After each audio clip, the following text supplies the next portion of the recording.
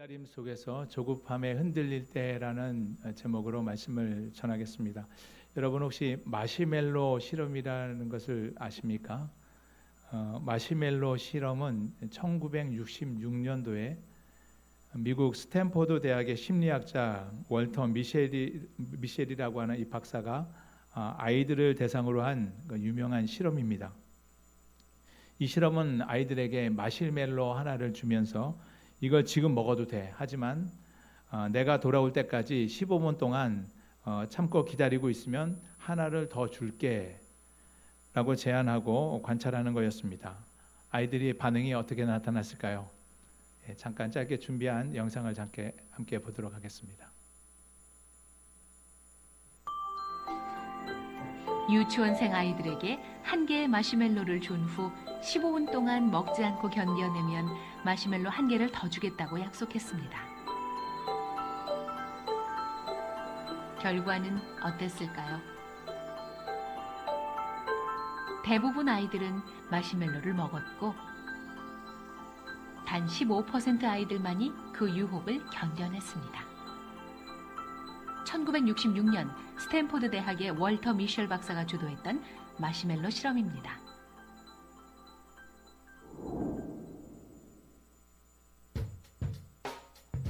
스탠포드 대학에서는 마시멜로 실험에 참여했던 아이들을 15년 동안 추적 관찰했습니다. 본인의 의지로 마시멜로를 먹지 않고 견뎌낸 아이들은 그렇지 못한 아이들에 비해 훨씬 뛰어난 점수를 받았습니다.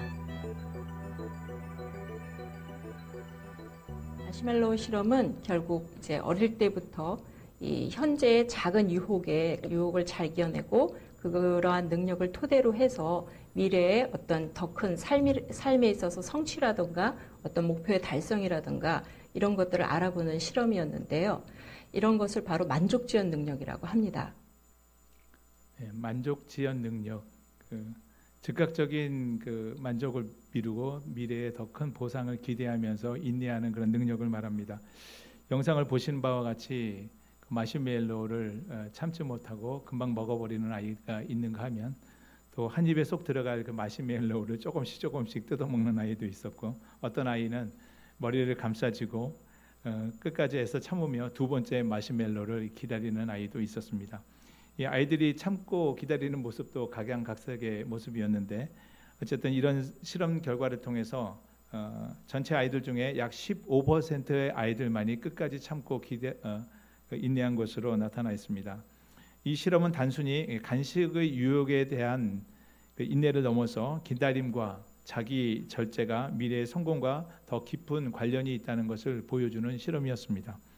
당시 실험에 참여한 아이들, 영상에도 나왔지만 15년 동안 추적 조사한 결과 끝까지 인내하며 기다리는 아이들이 학업 성취 능력도 높고 사회성도 좋으며 더 다양한 어떤 영역에서 더 안정적이고 성공적인 삶을 살았다는 내용입니다. 오늘 본문 창세기 16장에 기다림 속에서 조급함에 흔들린 사람들의 이야기가 나오고 있습니다. 그 주인공이 바로 믿음의 조상인 아브람과 이 사라인데요. 오늘 본문의 이야기는 우리에게 기다림에 관한 매우 중요한 교훈을 제공해 주고 있습니다. 오늘 본문을 두 부분으로 나눠본다면 전반부 1절부터 6절 또 후반부 7절부터 16절 두 부분으로 나눠볼 수 있는데 이 전반부에서는 하나님의 약속을 끝까지 기다리지 못했던 이 아브람과 이 사례가 인간적인 조급함을 통해서 얼마나 더 악한 결과를 초래해내는가를 우리에게 보여주고 있습니다. 그런가 하면 후반부는 이 사례의 학대를 피해서 이 광야로 도망했던 이 하갈을 만나주신 하나님, 그 광야에서 만난 하나님이 하갈 자손의 그 번성에 대해서 또 약속하시고 또 자신을 살피는 하나님을 만나 감격하고 또 감사함으로 고백을 드리는 이 하갈의 모습을 보게 됩니다. 아브라함은 하나님에게 분명히 약속을 주셨죠. 이 자손과 땅에 대한 약속을 주셨습니다. 창세기 12장 2절에 보면 하나님이 아브라함을 부르실 때 내가 너로 큰 민족을 이루고 내게 복을 주어 내 이름을 창대하게 하리니 너는 복이 될지라 라고 복을 약속해 주셨습니다. 그리고 조카 롯과 헤어진 이후에 하나님은 아브라함에게 가나안 땅에 서 있는 아브라함에게 동서남북을 바라보게 하시고 이 보이는 땅을 내가 너와 내 자손에게 주리니 이 영원히 이르리라라고 이 땅과 자손에 대해서 약속해 주셨죠. 이렇게 하나님께 땅과 자손에 대한 약속을 받았지만 당시 아브람과 사레 사이에는 자식이 없었습니다. 하나님의 약속이 언제 어떻게 이루어질지도 알 수가 없었죠. 마음이 조급해지고 불안해진 이 아브람이 자신의 종 다메섹 사람 이 엘리에셀을 그 유산 상속자로 삼는 것에 대해서 하나님께 이렇게 묻지요. 그러자 창세기 15장 4절부터 5절에서 이렇게 말씀합니다. 우리 다 함께 읽어보겠습니다. 여호와의 말씀이 시작. 그 사람이 내 상속자가 아니라 내 몸에서 날 자가 내 상속자가 되리라 하시고 그를 이끌고 밖으로 나가 이르시되 하늘을 우러러 뭇 별을 셀 수 있나 보라. 또 그에게 이르시되 내 자손이 이와 같으리라. 아멘. 이와 같은 하나님의 약속을 아브라함이 믿었습니다. 엘리에셀 너의 종인 엘리에셀이 상속자가 아니라 내 몸에서 날 자가 상속자가 될 것이다. 그리고 하늘의 뭇별을 보여주며 하나님께서 말씀하실 때 아브라함이 그것을 믿으니 하나님이 그것을 의롭게 여기셨다라고 말씀하고 있습니다. 그리고 짐승을 쪼개 놓게 하시고 그 사이로 지나가는 횃불 언약식을 통해서 그 약속을 확증해 주셨습니다. 그러나 그 이후로도 약속은 이루어지지 않았고 그 기다림의 시간은 더 길어졌습니다. 아무리 중요한 사람과의 약속이라도 우리가 10년이면 사실 충분히 기다린 오랜 세월 아니겠습니까? 아브라함은 자식이 없이 어느덧 아브라함의 나이 85세가 되었습니다. 사례도 경수가 끊어져 아이 낳을 수 있는 희망을 포기해야 될 때가 되고 말았습니다. 그러자 이번에는 사례의 마음이 좀 더 조급해졌습니다. 사례는 자식을 갖기 위해 더 이상 하나님의 역사를 기다리고만 있을 수가 없었습니다. 본문 2절을 같이 읽겠습니다. 사레가 아브라함에게 이르되 여호와께서 내 출산을 허락하지 아니하셨으니 원하건대 내 여종에게 들어가라. 내가 혹 그로 말미암아 자녀를 얻을까 하노라 하매 아브라함이 사레의 말을 들으니라. 네. 아멘. 사레는 남편 아브라함에게 자식을 낳아주지 못해서 한없이 미안하기만 하던 차에 한 가지 방법을 생각해 제안한 것입니다. 사레는 자기 몸종을 아브라함에게 주어서 그를 통해서 자식을 얻을 생각을 하고 있었습니다. 사레는 아브라함에게 말한 대로 여호와께서 내게 출산을 허락하지 아니하셨다라고 생각하고 있었습니다. 이처럼 사레가 하나님께서 이미 자기에게 출산을 허락하지 않으셨다고 결론을 냈기 때문에 이제는 다음 수순을 받게 됐는데 이것이 인간적인 방법이었던 것이죠. 고대 근동 사회에서 자식을 낳지 못하는 것은 여자에게 매우 불명예스러운 일이었습니다. 사례는 자식이 없는 수치와 또 남편에게 자식을 낳아주지 못한 이 책임에서 벗어나기 위해서 자기 몸종을 아브라함에게 첩으로 주어 자식을 낳게 하고자 했던 것입니다. 당시 고대 근동의 사회 관습법으로는 여자에게 딸린 여종은 주인의 소유였고 그 여종이 자식을 낳으면 그 자식 역시 당연히 그 여주인의 소유가 되었습니다. 이에 사례는 자신의 몸종 하가를 아브라함에게 주어서 그를 대신하여 자식을 낳아서 유산을 상속받게 하는 방법을 아브라함에게 제안했던 겁니다. 사례가 이런 방법을 생각해낸 것은 믿음이 없어서만은 아닐 것입니다. 사례도 하나님께서 아브라함에게 내가 너로 큰 민족을 이루게 하겠다. 너희 자손이 땅의 틸꿀과 같이 많아지게 될 것이다. 다른 사람이 아니라 내 몸에서 태어난 자가 내 상속자가 될 것이다. 또 내 자손이 하늘의 별처럼 많아지게 될 것이다 라는 말씀을 알고 있었습니다. 그런데 문제는 사례가 이 기다림의 시간 속에서 마음이 조급해진 나머지 그만 하나님께서 자신에게 출산을 허락하지 않으셨다라고 속단하게 된 것입니다. 그렇다면 이런 상황에서 하나님께서 내게 출산을 허락하지 않은 이런 상황에서 사례가 남편 아브라함의 몸에서 태어날 상속자를 얻을 수 있는 방법은 무엇이겠습니까? 자신이 여종을 시바지로 남편에게 주어서 자식을 얻는 방법밖에 없지 않겠습니까? 여자로서 남편을 위해서 자기 여종을 시바지로라도 주어서 남편을 향한 하나님의 뜻을 이루어지게 하겠다고 하는 이 사라의 마음이라면 이 얼마나 참 귀하고 갸륵한 마음입니까? 이게 사실 남의 일이니까 그럴 수 있겠다 싶지, 내 일이라면 이게 쉽게 쉬운 일이 아니지 않겠습니까? 그러나 인간적으로 아무리 큰 감동을 주는 일이라 하더라도 이 믿음에서 떠나 간구하는 방법은 다 하나님의 뜻을 떠나 있는 것이고 인간적인 방법일 뿐인 것입니다. 인간 편에서 아무리 생각을 짜냈다 하더라도 하나님을 떠난, 그 믿음을 떠난 인간의 생각은 오히려 하나님의 뜻을 거스르는 방향으로 치우칠 수밖에 없음을 알아야 합니다. 이때 우리는 어떻게 해야 될까요? 하나님께 먼저 물어야 하겠죠. 아브라함도 하나님께서 땅과 자손의 약속을 허락해 주셨지만 자기 몸에서 자식이 태어나지 않게 되니 혹 엘리에셀이라도 양자를 삼아서 하나님의 뜻을 이루게 해야 되는 것 아닌가라는 생각을 하게 되었죠. 그리고 자기 생각을 하나님께 물었습니다. 그때 하나님께서는 내 몸에서 날 자가 내 상속자가 될 것이다 라고 분명하게 말씀해 주셨죠. 그러나 사례는 하나님께 묻지 않았습니다. 놀라운 것은 사례의 제안에 아브라함이 이런 방법 없이 쉽게 그것을 동의하고 그대로 따랐다는 거죠.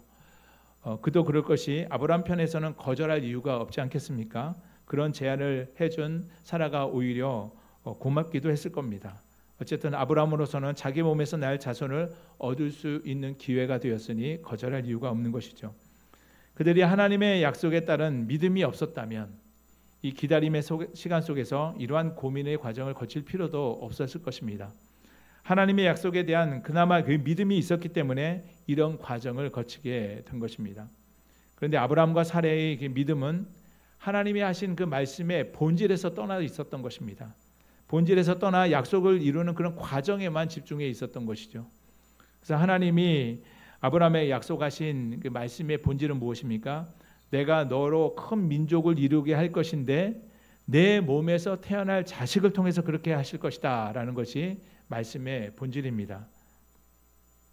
아브라함의 생각처럼 양자를 입양해서 하나님의 뜻대로 큰 민족을 이루게 하는 것 아니었죠. 사라의 제안처럼 여종의 몸을 씨바지로 삼아 자식을 낳아서 큰 민족을 이루는 것도 하나님의 말씀의 본질이 아니었습니다.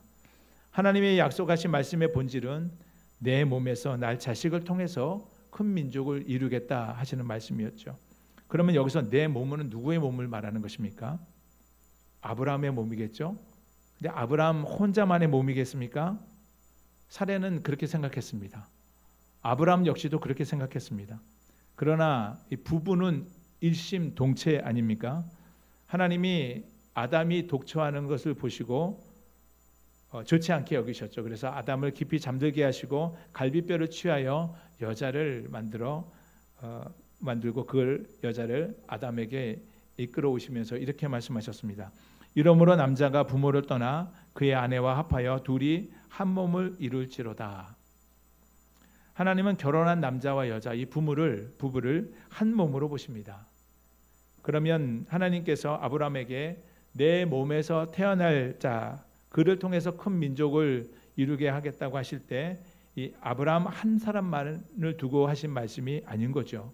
사라에게도 하신 말씀인 겁니다. 따라서 아브라함이 하나님의 말씀을 이 본질을 믿었다면 사라의 제안에 동의할 것이 아니라 사라를 좀 더 위로하며 내가 그 마음을 알겠지만 조금 더 하나님의 때를 기다려보자고 격려하며 위로해 주었어야 할 것입니다. 사라 역시도 하나님의 약속이 아브라함과 한 몸인 자신의 몸을 통해서 일어날 것이라고 믿었다면 하나님의 때, 하나님의 시간, 이 카이로스의 시간을 기다렸어야 했습니다. 교회를 개척하고 얼마 되지 않아서 저도 이런 약간의 조급한 그런 마음이 들 때가 있었습니다. 사실 저희 내외 그리고 저희 자녀 둘, 이 네 식구가 교회 개척을 시작했을 때는 수개월 동안 아니 어쩌면 1년 이상 우리끼리만 예배 드릴 수도 있다 하는 그런 마음을 가지고 시작을 했죠. 그런데 교회를 관심을 갖고 저희 교회를 위해서 기도해 주시는 많은 분들이 아마도 교회가 잘 되고 빨리 성장했으면 하는 그런 바람에서였겠죠.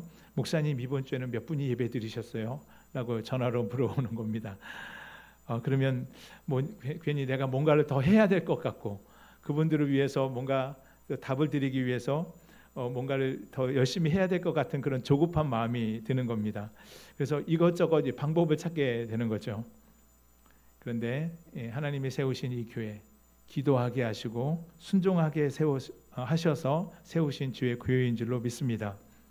이 교회를 통해서 이루시고자 하시는 하나님의 분명한 꿈과 비전이 있습니다. 그것은 하나님의 때에 하나님이 세우셨으니 하나님의 방법대로 이루어갈 것입니다. 우리가 그 믿음 안에 있다면 그 때를 기다리며 기도하며 제게 맡겨주신 사역을 묵묵히 감당하는 것이 제 몫일 겁니다. 시와 때에 관한 것은 하나님의 소관이죠. 또 그 속도도 하나님이 조절하실 것입니다. 다만 믿음 안에서 우리는 방향을 바르게 정하고 또 예배하고 또 복음을 전하면서 넉넉한 마음으로 하나님이 열매 맺게 하실 그 때를 기다리는 것이 우리의 몫일 줄로 믿습니다. 사례는 나름대로 남편의 일을 돕고자 했습니다. 하나님의 일을 돕고자 한 것이죠. 그때가 아브라함과 사례가 가나안 땅에 거주한 지 벌써 10년이 되던 때였습니다. 사례가 속으로 10년을 기다렸으면 됐지, 10년 동안 자식을 안 주시는데 10년 이상 기다리는 것은 내 욕심이야, 그런 생각을 했을지도 모르죠. 그러나 그의 생각은 하나님의 말씀과 약속이 아니라 자기 생각과 이 조급한 마음에서 비롯된 것이었습니다. 이런 사례의 조급한 모습, 겉보기에는 이 좋은 의도로 보여졌겠지만 오히려 갈등을 만들고 관계를 깨뜨리는 결과를 초래하고 맙니다. 사례는 애굽 땅에서 데려온 이 여종 하갈을 아브라함에게 첩으로 주었습니다. 어떤 결과로 나타났는지 우리 4절 말씀을 함께 읽겠습니다. 아브라함이 시작. 아브라함이 하갈과 동침하였더니 하갈이 임신하매 그가 자기의 임신함을 알고 그의 여주인을 멸시한지라. 아멘. 사례의 여종 이 하갈이 자신이 임신한 것을 알고 그 주인을 멸시하는 일이 벌어졌습니다. 상황이 바뀌니 이게 사람이 바뀌는 거죠. 어제까지만 해도 하늘같이 높아 보였던 이 여주인 사례였는데 자기가 주인 아브라함과 동침하여 아이를 임신했다는 것을 알게 되니 이 하갈이 사례를 보는 눈빛이 달라졌습니다. 여기 멸시했다고 표현되어 있는데 멸시했다는 말은 낮추어보다, 우습게 보다라는 그런 뜻입니다. 자신을 멸시하는 이 하갈의 눈빛에 이 사례가 얼마나 좀 당혹스럽고 마음이 원통하고 분통했겠습니까? 사례와 하갈 사이의 갈등이 극에 달합니다. 그러자 사례가 아브라함에게 이 사실을 말하죠. 우리 5절 말씀 읽겠습니다. 시작. 사례가 아브라함에게 이르되 내가 받는 모욕은 당신이 받아야 옳도다. 내가 나의 여종을 당신의 품에 두었거늘 그가 자기의 임신함을 알고 나를 멸시하니 당신과 나 사이에 여호와께서 판단하시기를 원하노라. 아멘. 사례는 자신이 임신하지 못하니 하갈을 통해서 아브라함에서 몸에서 난 자를 통해 하나님의 뜻을 이루게 하려는 이 좋은 의도를 가지고 하갈을 이 남편에게 첩으로 주었습니다. 그렇다면 이 하갈이 남편의 자식을 임신해서 뜻대로 잘 되어가고 있기 때문에 비록 하갈이 자신을 무시하고 속상하게 한다 하더라도 하나님을 생각하고 남편을 생각해서 좀 참아야 하지 않았겠습니까? 모두 시작부터 지금 과정이 자신이 생각해낸 이 방법과 뜻대로 되어져 가고 있는 것입니다. 그런데 사례는 자신을 멸시하는 이 하갈의 눈빛을 보고 참을 수가 없었습니다. 여종의 방자함에 대해서 아무런 조치를 취하지 못하는 이 하갈의 이 방자한 모습에 대해서 아무런 조치를 취하고 있지 않는 이 아브라함을 또 원망하고 미워하게 되고 또 그에게 모든 책임을 전가하는 이 사례의 모습을 보게 됩니다. 이 상황이 악화되자 이 아브라함이 말하죠. 당신과 나 사이에 여호와께 상황이 악화되자 사례가 말합니다. 당신과 나 사이에 여호와께서 판단하시기를 원하노라라고 말하며 하나님의 이름까지 끌어들이는 모습입니다. 이 상황이 극에 달하자 아브라함은 하갈에 대한 처분을 사례에게 맡기죠. 어쩌면 아브라함은 가정의 정권을 가진 가정으로서 이런 상황을 잘 조정해야 될 그런 필요가 있을 텐데 이 책임을 회피하고 사라에게 떠넘기는 나약한 모습을 보여주기도 합니다. 본문 6절을 다 함께 읽겠습니다. 시작. 아브라함이 사라에게 이르되 당신의 여종은 당신의 수중에 있으니 당신의 눈에 좋을 대로 그에게 행하라 하매 사레가 하갈을 학대하였더니 하갈이 사레 앞에서 도망하였더라. 아멘. 사레가 하갈을 아브라함에게 첩으로 줄 정도였다면 자신이 거두리고 있는 많은 여종들 중에서도 특별히 하갈이 총애를 받았었던 것으로 예상해 볼 수 있습니다. 그런 하갈이 아브라함의 아이를 임신하면서 갑자기 돌변해서 자신을 멸시했으니 그 배신감은 이루 말할 수가 없었을 겁니다. 하갈이 사레의 여종이긴 했지만 이미 아브라함에게 첩으로 주었기 때문에 사레가 자기 마음대로 어떻게 할 수가 없었겠죠. 그러나 아브라함으로부터 내 마음대로 해도 좋다는 그런 승력을 받은 이 사레는 이 분노의 화신이 되어서 하갈을 학대하고 맙니다. 사레가 하갈에게 얼마나 이게 학대하고 고통을 주었는지 하갈이 견디지 못하고 결국 그 임신한 몸으로 도망하고 맙니다. 이 조급한 마음에 사레가 계획했던 일들, 이 한 번의 잘못된 시도가 가정 전체를 흔들어 놓고 있습니다. 믿음의 가정이라고 해서 늘 은혜로운 모습만 있는 것은 아니죠. 실수할 수 있습니다. 믿음이라는 미명하에 그 인간의 방법으로 강구한 이 모든 계획들이 오히려 인간의 적인 문제를 더 야기시키고 이 꼬리에 꼬리를 물고 문제를 발생시키는 것을 보게 됩니다.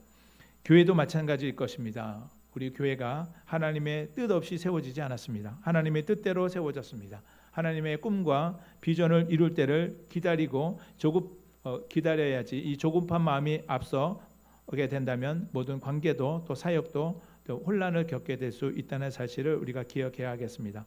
처음에는 모든 것이 좋은 의도로 교회 부흥과 성장이라는 이름으로 앞세워지게 되지만 인간적인 방법을 따라서 이것저것 성급하게 시도하다 보면 오히려 하나님의 뜻과 멀어지고 갈등과 분열, 혼란을 야기시킬 수 있다는 것을 우리가 생각해야 하겠습니다.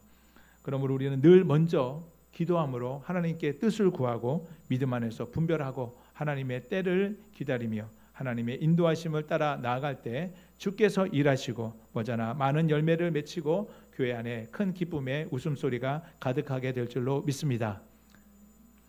오늘 본문의 전반부 1절부터 6절까지 아브라함과 사레가 그 후산에 관한 약속을 하나님께로부터 거듭해서 확인받았지만 그럼에도 불구하고 믿음이 약하여 그 기다림의 시간 속에서 끝까지 하나님의 때를 기다리지 못하고 이 조급함으로 말미암아 인간적인 방법을 모색했다가 오히려 믿음의 가정이 오히려 혼란과 갈등과 고통을 만들어내고 급기야 아브라함의 씨를 잉태한 이 하갈이 사레를 피해서 광야로 도망하는 장면을 이렇게 보게 되었습니다. 다음 이어지는 이제 후반부 7절부터 14절은 하갈에게 초점을 맞추고 있는데 하갈은 곧 아브라함의 아이를 낳을 몸이었지만 사레의 박해의 위협을 느끼고 도망하여 광야로 방황을 하다가 하나님의 사자를 만나게 됩니다. 본문 7절과 8절 말씀을 함께 읽겠습니다. 시작. 여호와의 사자가 광야의 샘물 곧 술길 샘 곁에서 그를 만나 이르되 사레의 여종 하갈아 내가 어디서 왔으며 어디로 가느냐. 그가 이르되 나는 내 여주인 사레를 피하여 도망하나이다. 아멘. 사레를 피해 광야 샘 곁 술길 샘 곁에 도달해 있는 그 하갈을 여호와 하나님이 찾아가 만나 주시죠. 여호와의 사자가 만나 주십니다. 8절에서 여호와의 사자가 말하죠. 사레의 여종 하갈아. 여호와의 사자는 하갈의 이름을 알고 있었고 또 그의 신분이 사레의 여종인 것들도 잘 알고 있었습니다. 하갈은 지금 사레를 피해 도망 나와 있지만 여전히 사레가 자신의 여주인이라는 것을 여호와의 사자가 다시 한번 확인시켜주고 있는 것이죠. 하갈은 사레의 곁에 있어야 마땅한 것입니다. 여호와의 사자가 내가 어디서 왔으며 어디로 갔느냐라고 묻습니다. 하갈의 이름도 알고 신분도 아는데 하갈이 어디서부터 와서 어디로 가는지 모르겠습니까? 지금 있는 술길 샘 곁은 이 가나안에서 애굽으로 가는 길목에 있었습니다. 아마도 하갈은 그녀의 고향인 애굽으로 돌아가려고 했던 것 같습니다. 여기서 여호와의 사자가 하갈에게 던진 내가 어디서 왔으며 어디로 가느냐라는 이 신학적인 질문은 우리에게 하나님께서 던져주는 말씀입니다. 우리의 현 위치가 어디인가를 분명히 알고 있어야 된다는 뜻이죠.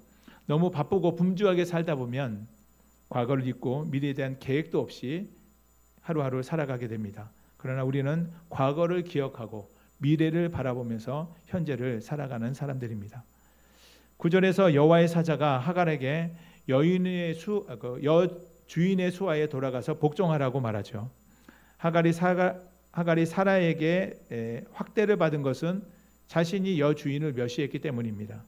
이 문제를 회피한다고 도망한다고 해결될 문제가 아니죠. 하갈이 있을 곳은 여기가 아니었습니다. 하갈은 돌아가서 사라에게 잘못을 빌고 그 수하에 복종해야 하는 것입니다.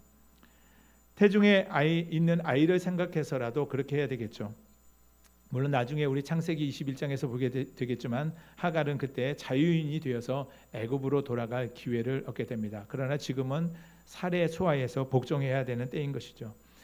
10절에서 여호와의 사자가 하갈이 낳은 자식이 언약의 후손은 아니지만 아브라함의 후손이기 때문에 크게 번성하게 될 것을 약속하는 말씀입니다. 우리 10절을 같이 읽겠습니다. 여호와의 사자가 시작.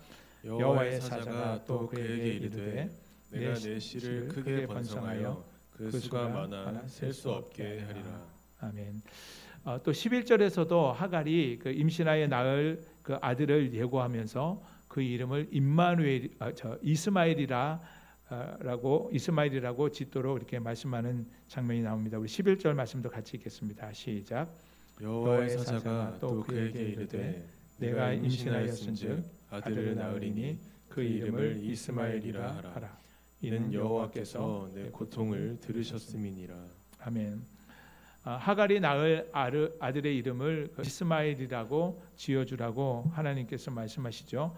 하나님이 이름을 지어주셨습니다. 그것은 하나님이 그를 책임지시겠다는 그런 뜻인 것입니다.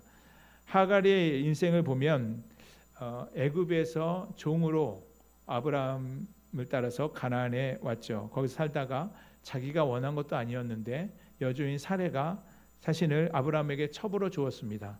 그 아브라함과 동침하여 아이가 생겼죠. 임신한 것을 알고 자신의 분수를 모르고 여주인을 멸시한 그 잘못으로 여주인으로부터 박해를 받고 아브라함의 씨를 잉태했음에도 불구하고 광야로 도망하게 되었습니다. 그런데 여기서 아브라함은 하갈이 자신의 씨를 잉태했음에도 불구하고 전혀 하갈을 보호해 주지 않습니다. 하갈은 이렇게 아브라함의 가족으로부터 학대를 당하고 광야로 도망 나온 거죠. 이와 같은 하갈의 고통을 하나님께서 들으시고 그에게 긍휼과 자비를 베풀어 주십니다. 하나님이 이처럼 땅에서 고통을 당하는 자, 억울하게 학대받는 자들을 외면하지 않으시고 그들을 돌봐주시고 도와주시는 하나님이십니다. 여기서 보면 아브라함의 가족, 믿음의 가족, 하나님을 믿는 신앙의 가족이었는데도 불구하고 부지 중에 다른 사람을 이렇게 사회적 약자를 고통스럽게 하는 모습을 보게 됩니다. 우리 자신도 믿음 안에 있으면서도 부지 중에 다른 사람에게 고통을 줄 수 있다는 사실을 한번 돌아볼 줄 알아야 하겠습니다. 12절은 하갈의 자손의 그 미래에 대한 예언의 말씀입니다. 우리 12절 말씀을 같이 읽겠습니다. 시작. 그가 사람 중에 들나귀 같이 되리니 그의 손이 모든 사람을 치겠고 모든 사람의 손이 그를 칠지며 그가 모든 형제와 대항해서 살리라 하니라. 아멘. 하갈의 후손에 대한 예언의 말씀을 여호와의 사자가 말씀해주고 있는데 그 후에 모든 형제가 또 평화롭게 오순도순 잘 지내게 될 것이라고 예언해줬으면 얼마나 좋았겠습니까? 그런데 모든 형제와 대항해서 살리라는 예언의 말씀입니다. 사례의 인간적인 방법에 따른 이 잘못된 판단 때문에 약속 없이 생겨난 이 아브라함의 후손, 이스마엘의 후손은 길들일 수 없는 거친 들나귀처럼 되어서 모든 형제와 대항해서 살게 될 것이라고 예언하고 있습니다. 이스마엘의 자손들은 지금 아람 민족의 조상이죠. 또 이스마엘의 뒤에 이어 태어난 이삭은 약속의 자손으로서 이스라엘 민족의 조상입니다. 이스마엘과 이삭은 아브라함의 자식이라고 하는 공통점은 갖고 있지만 서로 각기 다른 민족의 조상이 되었고 역사 속에서 지금까지 갈등과 분쟁 속에서 이어져 내려오고 있습니다. 13절 14절은 여주인의 학대를 못 이겨 도망친 이 하갈이 자신이 있는 셈 곁으로 찾아와 주시고 또 위로와 자손의 번영에 대해서 약속해 주신 그 하나님께 대해 감사와 이 감격의 고백을 하는 내용입니다. 우리 13절과 14절 말씀 같이 읽겠습니다. 시작. 하갈이 자기에게 이르신 여호와의 이름을 나를 살피시는 하나님이라 하였으니 이는 내가 어떻게 여기서 나를 살피시는 하나님을 배웠는고 함이라. 이러므로 그 셈을 브엘라 헤로이라 불렀으며 그것은 가데스와 베렛 사이에 있더라. 아멘. 하나님이 자신의 모든 형편과 저지를 아시고 자신을 위로해 주셨죠. 그 하나님에 대해서 이 하갈이 나를 살피시는 하나님이라고 불렀습니다. 그는 하나님을 만난 셈을 이름에서 또 부엘라 헤로이라고 불렀습니다. 부엘라 헤로이, 여러분 성경 책 보시면 각주 방가로 일본 이렇게 표시된 책이 있을 텐데 아래 보면 주석에 뭐라고 되어 있습니까? 나를 살피시는 살아계신 이의 우물이라는 뜻이죠. 하갈이 참 하나님은 하갈의 무엇을 보고 그렇게 그를 살피시고 도우시고 보호하셨을까요? 그녀는 애굽 이방 출신의 여종에 불과합니다. 분수도 모르고 여주인 사례를 멸시했다 했던 이 못돼 먹고 배은망덕한 여종이었습니다. 그런데 그녀가 비록 후사는 아니었지만 그의 태에 아브라함의 씨를 잉태하고 있었기 때문에 하나님이 그를 귀하게 여기시고 그를 보호하시고 살펴주셨던 겁니다. 저와 여러분도 우리 인간적인 조건으로만 본다면 우리가 어떻게 전지전능하신 하나님으로부터 귀히 여김을 받고 하나님의 지키심과 보호하심 가운데 있겠습니까? 우리는 본래 죄와 사망에 매여 일평생 종로로 타는 진노의 자녀요 멸망의 자식들이었습니다.